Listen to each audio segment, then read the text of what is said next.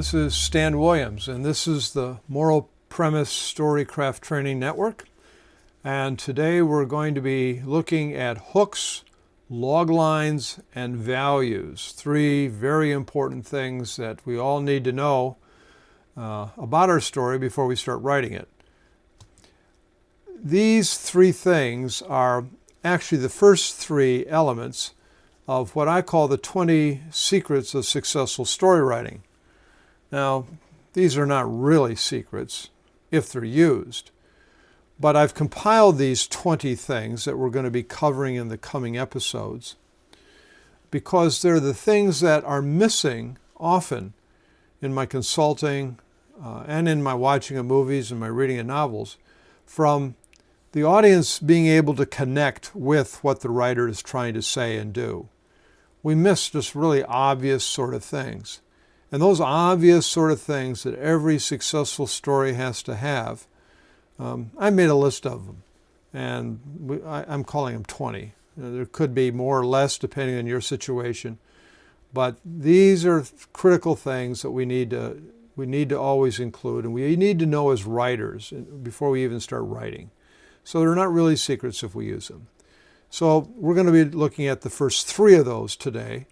The hook, the log line, and the conflict of values. Three things that sometimes people miss when they're writing. Well-known writers, in fact, do this.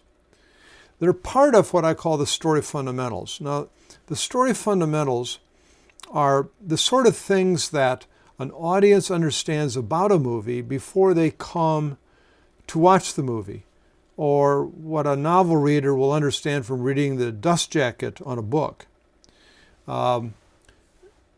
These are the things that a writer needs to fundamentally understand about their story before they get to the manuscript. And so we're going to be talking about, hook, log lines, and conflict of values today. But those things are part of the story fundamentals that we really need to fully understand. So what are they? Well, they're kind of obvious things, like what's the title, or at least the working title, our genre, what era is our story set in, and what is the setting within that era, and then who are we targeting this movie for? What demographic section of society? Second is the physical hook, and this is the first thing we're going to be talking about in a moment. But this is the physical intriguing impossibility, as Aristotle would have us think, that intrigues not only the viewer and the novel reader, but also us as writers. It's the thing that gets us out of bed and makes us curious about what's going to happen today as we begin to write our characters, plot out our characters. What's going to happen with them? That's the thing that's got to be so intriguing and so impossible, but yet reasonable, that it drives us forward to write. It gives us our passion, and it gives people the passion to come and see your movie. The third story fundamental is the log line. This is the physical summary in one or two, maybe three sentences about what your story's about. Now, the log line consists of four elements. One is a description of your protagonist, and we're talking about that in terms of what are the weaknesses or the insecurities, or what makes that protagonist not quite as perfect as we'd like to see him, but yet it helps us to identify with him. And then, of course, the protagonist goes up against an antagonist, and the antagonist is usually bigger in life than the protagonist. The antagonist is stronger. Think of David and Goliath in that story. That's kind of an intriguing hook about a shepherd boy going up against a war-hardened giant.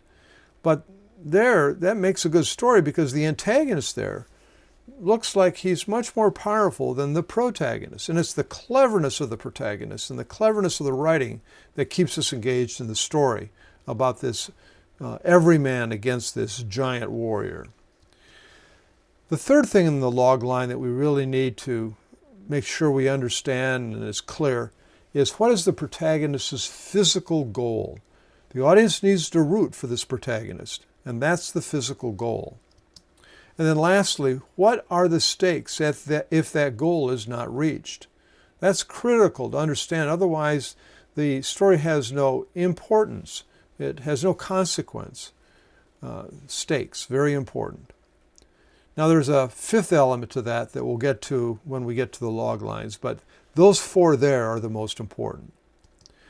Now, the last thing we're going to be talking about today, and which is the fourth in my list of story fundamentals, is the motivating conflict of values. Now these conflict of values are opposite, polar opposite sort of things that motivate our antagonists and our protagonists and all the other characters to make some decisions and to take some action. It's the internal spine, if you will. It's the internal storyline that we're dealing with, that every story deals with at its fundamental level. And then fifth, we'll be dealing with this in the next episode, and that is the moral premise statement. You know I get to that sooner or later. Well, we'll spend a whole episode on just talking about the moral premise and how it's structured and why it's so important and how it ties everything together in a story. And then the last thing that is really necessary, I think, in a story fundamental list are the major beats of the story. Now you can think of that as 4 or 8. I tend to think of the major beats as a minimum of 13, the 13 classic beats of a story, at least for the protagonist. There are many more beats for the antagonist and the nemesis or the reflection character or other minor characters. There may be 60 or 70 beats if you consider them all. But we have to, before we really start to write, we need to understand at least what are those 13 major beats. And we'll be, of course, detailing all of those. Now, I believe that all of these story fundamentals, a writer needs to understand, or at least at some beginning point, like working understanding of these things, before he or she begins to write the synopsis, which is maybe a 500 to 2,000 word summary of the story, or the treatment, which is a description of every scene in the screenplay or novel, and then finally writing the manuscript. You're just going to be wasting your time if you write your manuscript and you don't know these things on the left. If you start writing your manuscript just out of motivation, you say, man, I got to get this out, that's fine. Just go ahead and do that. Just understand that at some point you're going to have to come back and organize your head around these 6 major story fundamentals and make sure that they are working together. Otherwise, your script is just not going to hold together. Now, one of the interesting things about all this is that these story fundamentals, you don't figure out the first time and then set them aside and just go back and reference them. These things are developed not only as you're developing the story fundamentals, but as you're writing your script in what's got to be an iterative development process. That's where you write something like the hook or the log line, or even decide maybe preliminarily what your conflict of values are. And then you move on down to the moral premise, or you start beating something out and you say, gee, I get down to number 6 and I'm working on my beats and this doesn't work and I've got to change the hook. And so you have to go back and you have to give yourself the freedom to go back and change and continuously revise these story fundamentals in an iterative process. And even feel free to revisit them as you're writing your screenplay. And you say, well, Stan, you just said you shouldn't be writing your screenplay or your manuscript until you figure all this out. Well, that's true. You shouldn't. But understand that everything you're figuring out about your story fundamentals are like a working title. It's something that isn't going to be really cast in stone until the book or the screen or the movie is released. Things need to be creatively massaged. And these 6 major story fundamentals have to fit together like perfect logic. But you may not understand that perfect logic until you end up writing your whole screenplay. But start with something, kind of know where you're going, and then let the story take on the dynamics as it will. And it'll all hold together much better in the end. Hope that makes sense. All right, so let's begin. Let's start talking right away about what is a strong, ironic, physical hook. And this is the physical hook of the story that really, pulls us in as writers and as readers. Now we go back to Aristotle, as we talked about in the first episode. And Aristotle talks about this rule about how our stories need to be about probable impossibilities and how they're preferable to improbable possibilities. Now, I'm not going to describe a great deal about that because I spent a lot of time talking about irony in the episode before this. Now, a better way to say this, perhaps a little easier to understand, is a convincing impossibility is better than an unconvincing possibility. You'll see where this fits with what we described in the last episode. We have to take an impossibility, but then through our craft as writers, we have to make that impossibility convincing. That impossibility is the hook. It's the thing that probably doesn't really exist in reality.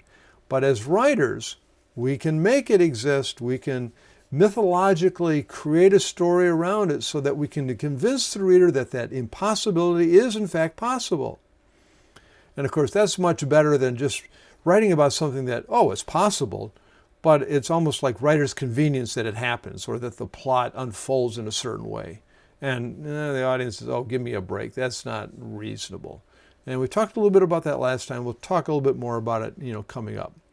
So here's some of the elements of what makes a good ironic physical hook. Number one, it's an impossibility. It's ironic. It's not something that I expect to see or happen.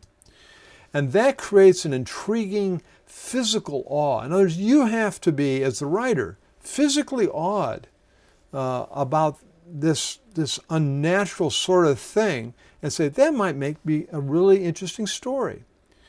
Now, the hook describes what the story is about as opposed to what the story is really about. That's coming up. But you've heard this, right? What's the story about? Well, it's about John McClane fighting a tower full of terrorists. Well, what's the story really about? Well, it's really about how John McClane has to lose his arrogance so that he can get his wife back. The internal story is what movies and novels are really about. And the outside story, the hook, what it's about, is really simply the metaphor for what's going on inside a person. And then here's something that I see a lot of people make a mistake. You can only have one ironic physical hook per story, one impossibility per story. Everything else has to be normal. So when another Bruce Willis movie where Bruce Willis in Armageddon goes up to the asteroid to blow it up before it hits Earth, that's an impossibility. We don't know, at least in our history, we don't really know many people that have gone to an asteroid to blow it up to save Earth.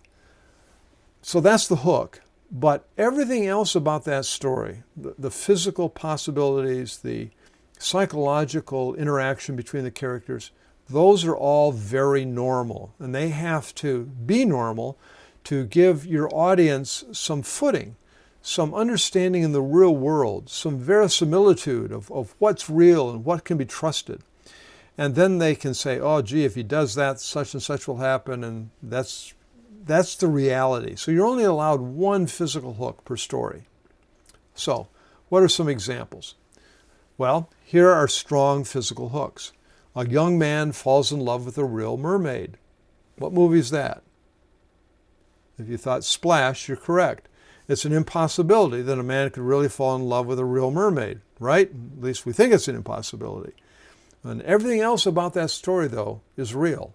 And it's not an impossibility. The political problems that the young man has with the city and the psychological problem that the mermaid even has about coming out as about who she really is, those are things that we all struggle with naturally. And that's what gives the audience a footing in terms of to believe the impossibility. How about a monster shark attacks a town?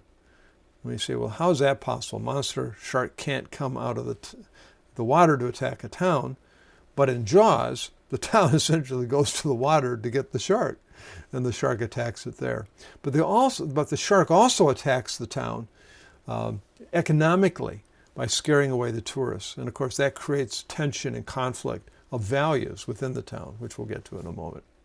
How about a rat can cook better than a man? Well, we can't even imagine a rat cooking. But in Ratatouille, we make that all very reasonable, don't we? How about a lawyer loses his ability to lie for 24 hours? Well, now there's an impossibility. But in Liar, Liar, that's what happens through the magic of a birthday wish of his little boy. How about a special type of warrior uses psychokinesis in battle?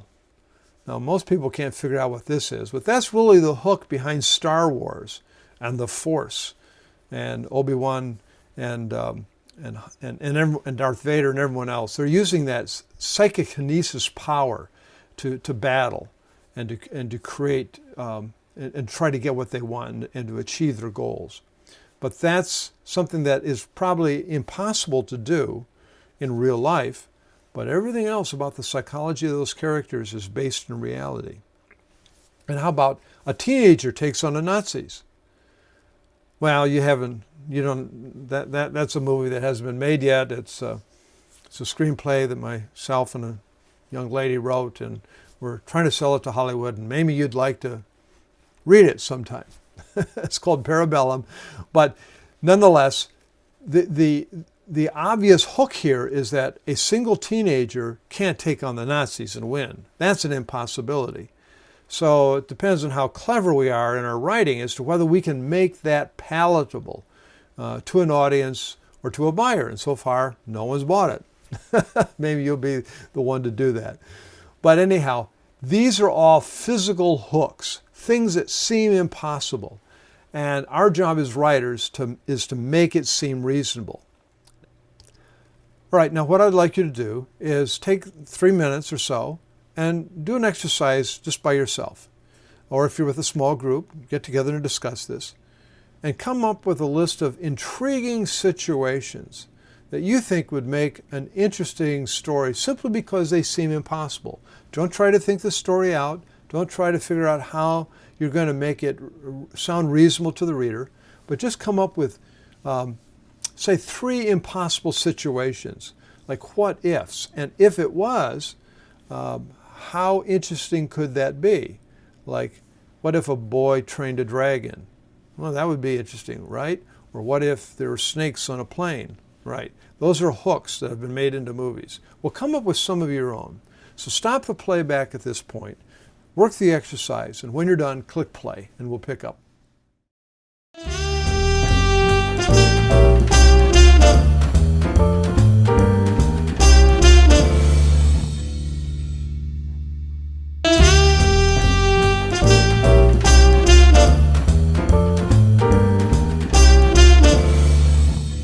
All right, now the second secret of successful stories that we want to talk about is a good log line. This is something a lot of writers don't write down in the way I'm going to describe it here. And so consequently, they don't know what their story is about on a physical level, and they have a hard time plotting it out. They don't know who their protagonist is, or what the conflict is, who they're battling, what the goal or what the stakes are. So it's really important that you understand these 5 things and you write it down in a log line. This is also going to help you sell the story to anybody else that you want to get involved in the project. So here's the generic sentence I'd like you to use. And the whole idea is that you change all these words when you write out your own log line. But generically, a good log line is an imperfect protagonist viscerally and ironically battles a powerful and ubiquitous antagonist for a visual and heartfelt goal to escape grave and consequential stakes. Now, let me just talk about those just a little bit. A protagonist has to be imperfect. They have to have some weakness or some vice, and that's what's going to arc them emotionally and morally through the story. And we get to that in the moral premise, or actually in the next step when we talk about the conflict of values. But the protagonist is imperfect. That also allows your audience or your reader to identify with your protagonist, because subliminally, audiences know that they're not perfect, that there are a lot of things in their life they don't understand.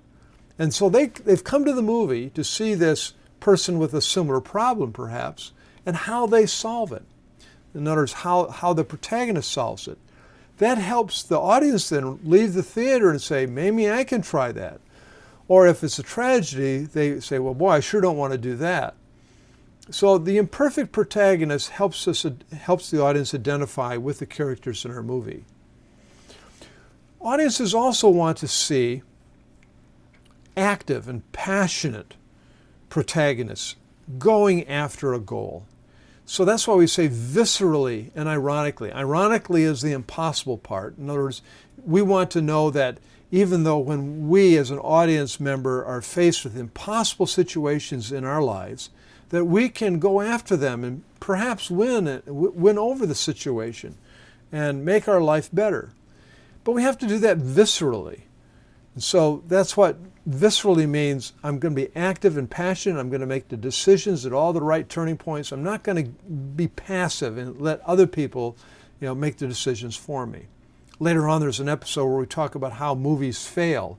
And one of the ways they fail, and there's been some big motion pictures made this way, is that you have a protagonist who is essentially passive.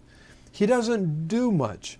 He lets other people do things for him, and he just kind of reacts. Audiences don't connect to that kind of a protagonist. They have to viscerally battle the impossible. Well, the term battle there simply refers to that we have to have some sort of physical conflict. It's not just an emotional distrust. It's some physical battle that we go on, which may be a metaphor for what we're going on physically. It's like John McClane battling Hans Gruber in Die Hard.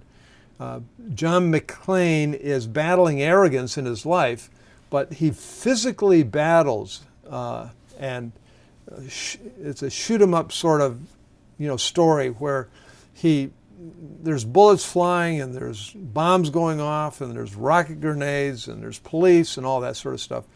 That all has to be physical. And then the next thing is a powerful and ubiquitous antagonist.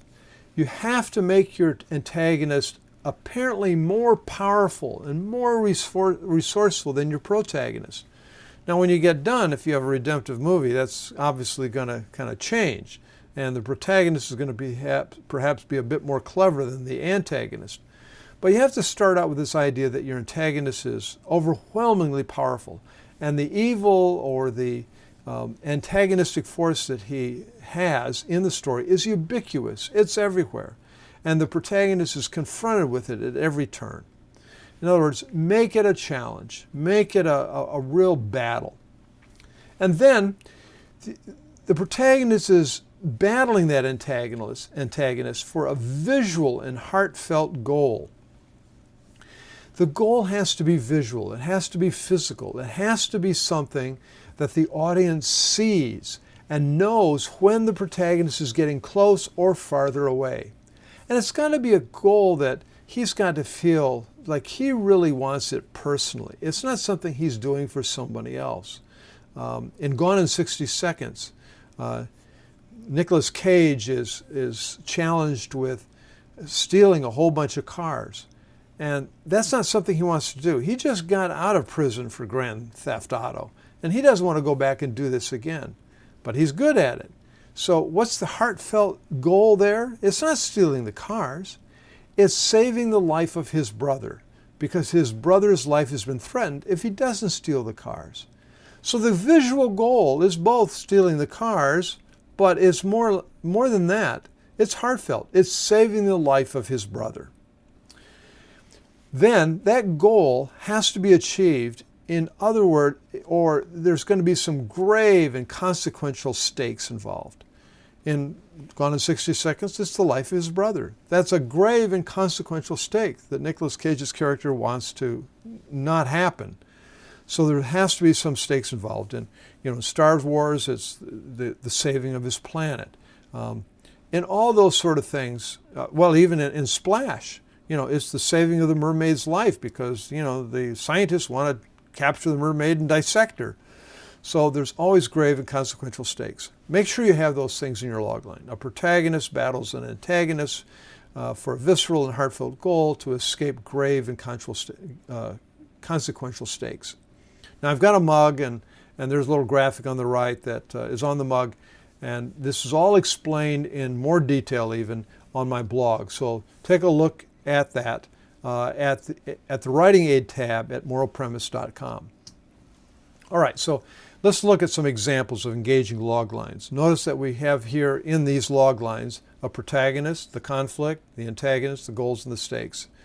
And that if we put some icing on top of that, we choose words that tell us a little bit about the setting, that make it sound even more ironic, that make it visual, marketable, that we show that the hero is on the offense, that he's passionate, that there's some visceral elements to it, and that it's heartfelt. So we have a hook that we might say is simply, a shepherd boy fights a giant warrior. That's our hook. It doesn't tell us a story. We simply say a shepherd boy goes up against a warrior. But the log line is, a shepherd boy with only a slingshot must battle a well-armored and vicious giant in order to save his defenseless tribe from destruction. The protagonist there is a shepherd boy. The conflict is battle with a slingshot. And the antagonist is a well-armored and vicious giant, definitely making him sound bigger and more powerful than the shepherd boy. And the goal is to defeat him, of course, and the stakes are to save his defenseless tribe from destruction. That's a good log line. Here's another one. A rat can cook better than a man is the hook. And a good log line is, a Parisian rat teams up with a man with no talent to battle convention and prove that anyone can cook. Now, right off the bat, you see the irony in this. We have a Parisian rat. We think of Parisian, anything from Paris, as being elegant and sophisticated and educated. And now we have a rat that's Parisian. And in fact, this rat can read. So we have this Parisian rat teaming up with a man with no talent. And the battle convention is the conflict. And the stakes here are to prove that anybody can cook. And of course, Ratatouille is about how anybody can achieve anything with a little perseverance, even if you're a rat in Paris. Okay, another log line is, the hook is, a lawyer suddenly discovers he can't lie. That's the hook. But a good log line for liar, liar would be, a lawyer who loses his ability to lie for 24 hours clashes with his ex for the affection of their son. The protagonist is a lawyer. The battle is loses his ability to lie, or actually clashes. The lawyer losing his ability to lie is the protagonist with a weakness, a lawyer who can't lie. And clashes is the word or verb used to describe the battle with his ex-wife, and the stakes here are the affection of their son. They both love the boy, and they both want the boy to be happy. And that's the problem with a lawyer that lies. Now, there's another way we can go through this. And my friend Jeff Lee Allen Scheckler at contouratthemovies.com is a very prolific writer in Hollywood and a friend of mine. And he has these 4 questions that he uses when he puts together a log line. And this is another good way of writing a log line that essentially does the same thing I just covered, but for some it's easier to understand. So he has these 4 questions. Who is your main character? Describe your protagonist, right? What is he trying to accomplish? There's the goal. Who is trying to stop him? There's the antagonist. And what happens if he fails? That's what the stakes. So if we put this into sentence form, we end up with something like this. A sympathetic character who is trying to accomplish a compelling goal while being opposed by a powerful and committed opponent over life and death stakes. Now, your job is to take that sentence and replace everything in yellow with the particulars of your story. So a sympathetic character, what is the goal, who is the powerful, committed opponent, and what are the life and death stakes involved. Now, that's a good way of writing a log line, according to Mr. Jeffrey. And if we want to go a little bit further with Mr. Scheckler's model, we can say that the protagonist, in terms of writing our log line or thinking through the arc and structure of our story, we look at it in terms of 4 acts. Act 1, and we're getting in kind of a structural thing that we're going to be talking about later. And in fact, Jeffrey's material is in my story diamond. But if in Act 1, think of your protagonist as an orphan. Think of the first half of Act 2 as he transitions into a wanderer. He's on his way to a goal, but he doesn't quite know how he's going about it. Then he finally catches on what he should be doing, and he becomes a warrior. And finally, he transforms into a martyr. When he realizes to accomplish the goal, he has to be willing to give his life. So this fits in with the logline material of Jeffrey's when we say, our imperfect hero wants to, and she tries to achieve this goal by doing such, the wandering, only to discover that they need to become a warrior for something to happen. So she must now respond by giving her life and doing something and becoming a martyr. And that's a great log line with the understanding of the basic structure of a story that we'll talk about in a later episode. Now here's a good example of that. When a Roman slave girl wants her freedom to marry a gladiator. Now you say the orphan there is the Roman slave girl. She's clearly an orphan. She's been separated from her country, and she's now a slave. She's all alone, and yet she has a goal. She wants her freedom to marry a gladiator. And there's the irony. Wow, a slave girl going to marry a gladiator? She tries to achieve it by pleasing and obeying her master. In other words, she has a goal, and she wanders in this effort to marry this gladiator. She wanders through it by obeying her Roman master. But then she comes to discover that her master wants her friend, the gladiator, dead. Well, that's not going to work. I mean, how can she marry a dead guy, right? So she now must respond by revealing her master's plot to kill Caesar. And this risks her life, because when she reveals this, suddenly her life is going to be in danger. But that may be her only way to save her gladiator friend so that they can marry. So that's not a real story that I know of, although it is based on something that Francine Rivers has written. But that's a good way of taking Jeffrey's 4 questions and his 4 acts and coming up with a really great log line based on the structure of your story. All right, now let's stop again, and I want you to do a little exercise. I want you to maybe take one of those hooks that you wrote in the earlier exercise and see if you can transform it into a good log line. And you stop the playback at this point, work the exercise, and when you're done, hit play and we'll continue.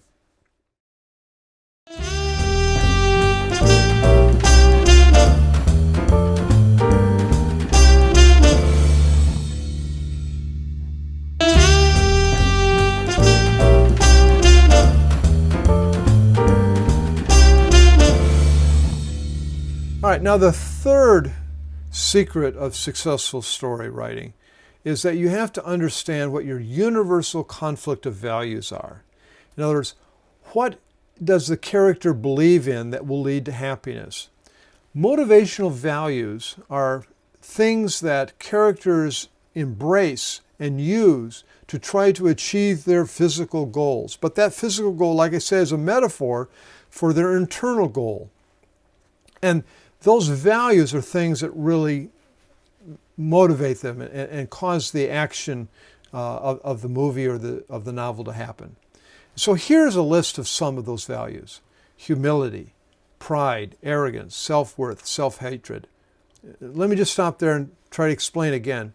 I mean, a person who is innately humble they innately believe that by being humble, they're going to find happiness. And there's other people that are incredibly arrogant. They believe that they have to be very arrogant to get the things that they want, and those things that they want will make them happy. But there are other values like liberality, covetousness, hope, fear, love, hate, chastity, lust, honesty, lying. I believe I can become happy and get what I want by lying. Or someone else believes that I can do that by telling the truth, or being respectful, or being disrespectful. I think you can see that meekness or anger or trust, distrust, and temperance can be embodied into a character's personality, and you can convince yourself that that character really does believe that gluttony is going to bring them happiness, or that brotherly love and loving everyone around them is going to bring them happiness, or that they're going to be happy when they have what their neighbor has, envy or sloth, greed, all these things. These are the things that are going to make your character happy, at least at the beginning. Now, where do these values come from? Well, they come from the backstory, the attitudes, or the philosophical worldview of your characters. And this is the important reason why, when you kind of understand what your story is about, you have to go back and recreate the life before the story that your protagonist and your antagonist, and even some of your minor characters went through. Because you have to give them these values, and they can't be just things that you pull out of the air and stick on a board. They have to be values that are based on where this person came from in their life. What's the backstory that created this anger? Maybe they had a father that beat him, and so this young man has a lot of built-up anger. Well, that came from the backstory and the attitude of his father, and he's developed out of just some sort of survival instinct that he has to be against the world to survive. And that's his philosophical worldview. That's where he's coming from. And then, depending on whether he's the antagonist or protagonist and whether he's going to change or not, you have to come up with a plot that helps him change that value of perhaps from lying to being honest, or from being lustful and promiscuous to being chaste and monogamous, or something like that. Or maybe they're a slave and they have to discover their freedom or find their freedom. And of course, you can think of all kinds of movies, but think about it. When you watch Django, we talk about a slave finding his freedom. Well, how does that happen? He goes from a mentality of being defeated to one of feeling like he's empowered. And that's the arc he goes through. Well, how does Tarantino get Django to that point? How does he move his characters from slavery to freedom? And that's the cleverness of the writing. And that's the backstory and the motivation of our characters in doing that. So here's another way of setting up these universal conflict of values and the irony that's involved. On the left, we have the 7 capital virtues, or 7 sins. And some people say that all values flow from these 7. So let me go down these 7. You have, on one side, you have humility. And of course, the conflict of values that's opposite that. So if you have a humble character, and you have to have someone who's very prideful and arrogant. Or you have someone like John McClane in Die Hard, who's as arrogant and prideful as Hans Gruber is, but they have to move toward humility. And of course, John McClane moves toward humility to earn his wife's love back, but Hans Gruber decides to get even more arrogant, and he falls to his death. Or covetousness versus liberality, or lust to chastity, anger to meekness, gluttony to temperance, envy to brotherly love, and slothfulness to diligence. And of course, on the right, we have some permutations of those. And these are some of the values that some of the greatest stories ever told are built around. A lot of movies and a lot of books move from selfishness to selflessness, or from slavery to freedom, and not just slavery of African Americans in America, but all kinds of slavery. We might be a slave to money, or a slave to cleanliness, sort of things on a ridiculous level. an extreme level. Or we might show great disrespect to someone and we have to learn how to respect them, which is very similar to hate and love. So all your stories at the fundamental level are based on values, a conflict of values like this. Now, let's talk a little bit more about what's built into this. The thermometer at the bottom of the screen represents visually how your story might go, where the white bulb at the right might be the perfect virtue and the black bulb at the left is the perfect evil. And those color arrows represent possible arcs of your story, how they're going to move from one to the other. And the suggestion here is that you can't move a character from some pure virtue to some pure evil, or from some pure evil to some pure virtue. That's too big of an arc for the audience to believe it in 90 minutes, or maybe in a novel, maybe in an epic novel you can do that. But take some smaller arcs so that your protagonist is not perfect at the beginning and they're not perfect at the end, but they've made some progress. Now that small little pink arrow at the bottom right represents the story of Blindside, where you have an arc of moving from courage to honor. That's the whole moral arc behind Blindside. And in fact, Michael Orr describes that at great length when he writes his essay on the charge of the Light Brigade at the end of the movie.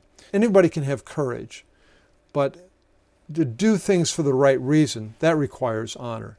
And so it's a very small arc. So don't get too aggressive or too anxious. But here are some of the elements. First off, the conflict of values, you have to have a virtue, and the virtue has to oppose its opposing vice. In other words, it can't be just any vice. It has to be the opposite vice. It's the conflict of these values that is the drama of the movie. This is what's driving all the outward action of this conflict of values. If you don't have any conflict, you don't have any story. And then, of course, what I just tried to describe is that try to tell stories that use small value dipoles, not great big ones. Make it reasonable for the audience. No one at the beginning of a story is perfect, and no one at the end is going to be perfect. No one at the beginning of the story is pure evil. Even Hans Gruber thinks he's Robin Hood and he's going to give all this money to the poor. He just happens to believe he's the one that's poor and needs the money. So every evil or villain has some good that they want to accomplish. And every good protagonist has some weakness or evil or vice in their life that makes them interesting and well-rounded. All right, and then finally, make sure that these values are universal so that they connect with general audiences. Now you can write something that appeals to only a niche audience, but then it's only going to appeal to that niche audience, right? So if you want a lot of readers to connect, then keep it as universal as possible, that everyone will understand it. Well, here's another way of just kind of diagramming that conflict of values. Here's a movie with a redemptive ending, where this yellow curved arrow in the middle represents the arc of the protagonist, and that U-turn sign represents the transformation. So this particular character starts out somewhere in the middle between the virtue and the vice, and they kind of make some bad decisions, and in the first half of the movie, they kind of almost turn more and more to the vice. But then something happens at what we're going to later call the moment of grace, and there's a transformation that occurs. And that character then ends up turning to the virtue. So here we have a deceptive heart turns to a truthful heart. And of course, that's the story of Liar, Liar. Or it could be any number of other stories. But a deceptive heart, we start at some vice, turns to a truthful heart. Now, if you have a tragic ending, then you have just the opposite, where the arc moves from some middle virtue. Maybe they get a little bit better, but then they decide that's not where I want to go. There's a transformation that occurs, and they end up with some terrible vice that just really destroys them. So here we might have, if we did a different story for Liar, Liar, a secret heart turns to a lying heart, and we end up with a tragedy. Now there's another element about irony and conflict of values that we see a lot in writing novels, and you also see it in good screenplays. And that's, you have to think of the terms of your writing, the construction of your sentences as being ironic. Now, this is, remember the example I mentioned earlier about the gladiator wanting to marry the slave girl. That's kind of a take on the trilogy that Francine Rivers wrote about the Roman Empire and the Jewish slaves in Rome at the time. And this is the first of the three novels, called Sure as the Dawn. But here we have absolutely ironic sort of things that we put together that create an intriguing story. And it pits the bad, false, and ugly against the good, true, and beautiful. So here's a hook for Sure as Dawn. A mass murderer is freed on his own recognizance. Now that's an interesting hook, and you can say, how is that absolutely possible? Well, this is how it's possible, and how Francine Rivers, in her masterful writing, does it. She says, Artaxerxes, a Germanic slave trained by Rome to be a champion gladiator, has killed over 150 men in the arena to earn his freedom. And that's how Artaxerxes earns his freedom, is that he kills 100, he's a mass murderer. But because he's a mass murderer, he's given his freedom to live on his own in society. And that's the hook. Now here's how Francine Rivers builds irony into her prose. The scene that is quoted there at the bottom takes place when Artaxerxes revisits the room where he used to wait to fight in the games. Now he's a free man now. And he goes back to the Colosseum, and he goes back to the prep room, and he's there. And this is what she writes. Now look at the difference in mood between the orange and the yellow words. How many times had he stood in this room, armor polished, sword sharpened, greave in place, waiting to step out into the glaring sunlight and face death, and the impassioned throng crying out his name over and over. He had hated it, hated it. At times he had even hated himself. Why then did he miss it? So the elements in orange, how many times in the glaring sunlight did he face death, the impassioned throng, and he hated all this. But there he was with an armored, polished sword sharpened, a greave in place, waiting to step out, people crying out his name, and he missed it. This is the irony that she writes into her prose that kind of grips us. It's good kind of writing that engages any reader. But here's some other examples. Here's from Billy Letz's Where the Heart Is. For most people, sevens were lucky, but not for her, Novalee. She had a bad history with them, starting with her 7th birthday, the day Mama Nell ran away with a baseball umpire named Fred. Then when Novalee was in the 7th grade, her only friend, Rhonda Talley, stole an ice cream truck for her boyfriend and got sent to the Tennessee State School for Girls in Tullahoma. Again, look at the yellow versus the orange. For most people, sevens were lucky. Her 7th birthday, her 7th grade. But what happened on that? She had bad history with him, and those the bad history of those things are in the purple. Her mama ran away, and her friend got sent away to the state school for girls. So you take this sentence, or a couple sentences, you put them together, and you put this bad, false, ugly stuff against this good, true stuff, and you show how they are forced together into an intriguing, ironic conflict. Or here are some good examples from 2 classics. The first from Jane Austen. My courage always rises at every attempt to intimidate me. Courage versus intimidate. Opposite values put together in the same sentence gives us ironic conflict. That's from Pride and Prejudice. Or from Northanger Abbey. Friendship is certainly the finest balm for the pangs of disappointed love. friendship, and disappointed. I must learn to be content with being happier than I deserve. How can we be happier than we deserve? Pride and Prejudice. I may have lost my heart, but not my self-control. So something we lose, but something we don't. My heart, but not my self-control. So and that's from Emma. Great examples of sentences that take opposing conflict of values. And to the extent that a screenwriter can embody this kind of writing in his screenplay, he will have something that is intriguing to read. And here's perhaps the most famous piece of prose from the opening of Charles Dickens' A Tale of Two Cities. It was the best of times. It was the worst of times. It was the age of wisdom. It was the age of foolishness. It was the epoch of belief. It was the epoch of incredulity. It was the season of light. It was the season of darkness. It was the spring of hope. It was the winter of despair. We had everything before us. We had nothing before us. We were all going directly to heaven. We were all going directly the other way. In short, the historical period was so far like the present period. Okay, now here's an exercise that I'd like you to do. It deals with the conflict of values. I want you to take two values that are naturally opposing, psychological, motivational, moral, and universal.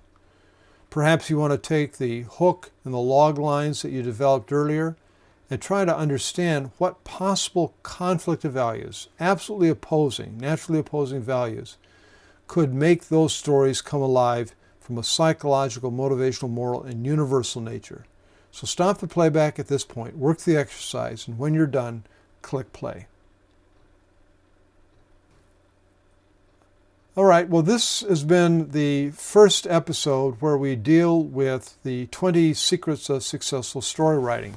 And of course, what we've dealt with in this episode have been the hook, the log line, and the conflict of values. Now, coming up, we're going to be talking about things like verisimilitude. And this is the appearance of reality that wins audiences' acceptance. And it comes about because we have ironic characters, we have a physically improbable hook, and we have values and conflicts that are the psychological motivations for the story. And we're going to integrate all of those. Now, this is absolutely it seems impossible. It's actually an ironic element in terms of story theory. How do you take ironic characters, a physical impossibility, and really opposing psychological motivations and integrate them? Well, in our next episode, we're going to be talking about the moral premise, which is secret number 4 of successful stories. And we're going to show you how the moral premise takes those 3 elements and brings about the verisimilitude that really brings and sucks an audience into your story. So this has been Hooks, Log Lines, and Values from the Moral Premise Storycraft Training Network, and I'm Stan Williams. Make sure that all your writing bestows hope and vanquishes fear. I'll see you next time.